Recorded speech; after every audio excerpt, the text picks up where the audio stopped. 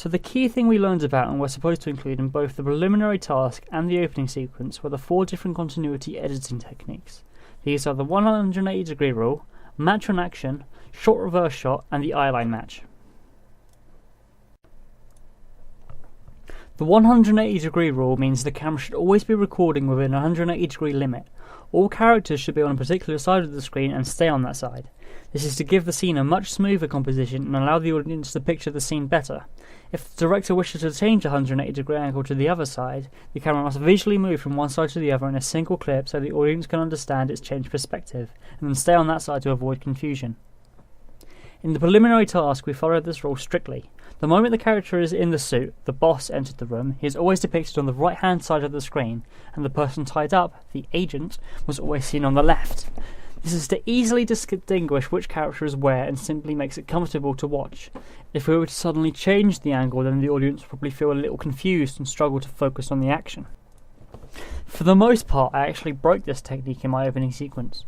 Breaking the 180 degree rule was very conventional in horror films because it causes disorientation for the audience. When Andy is walking into the woods, he is walking from left to right in this shot, but soon he's seen walking from right to left. Again, where Slender Man is vaguely seen, first he's seen on the left, and then on the right. This is particularly confusing because 1 second the camera is behind Andy and the next it's in front of him. I did follow the 180 degree rule for a short while.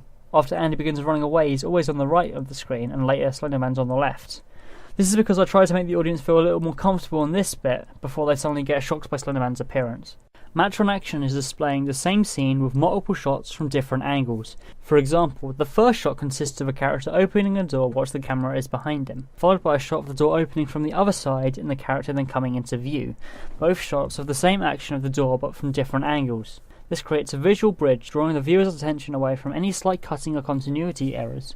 This also gives the audience a better sense of the scene as they can see it from different angles. I used this scene multiple times in the preliminary task since it's a really fun technique to use. Some examples are where the boss enters the room, also when he's putting his glasses away, but the most noticeable and perhaps hilarious example is where the agent is being kicked off his chair to the ground. This technique is best used during action scenes where multiple cuts in quick succession match the fast pace. In my opening sequence, the best example of this is when Andy is running away and hits a tree. I used 4 different angles for 2 different motions. The first is falling down after hitting the tree, and the second is getting up back off the ground. Short reverse shot shows character A looking at character B, followed by a shot of character B looking back at character A. This is commonly used during a conversation or simply when characters are looking at each other. Since the characters are facing opposite directions, the audience can assume they are looking at one another.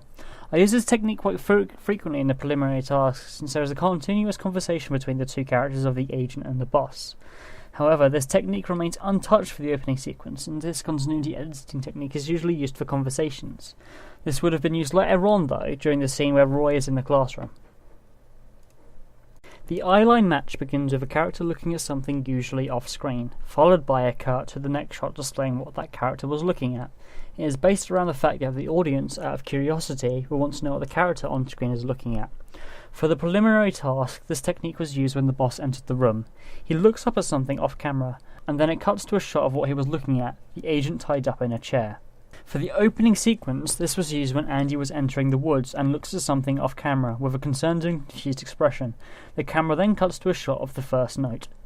After learning about and applying the different continuity editing techniques, I noticed how impressive and professional my work looks. Using these techniques will improve my editing skills for years to come.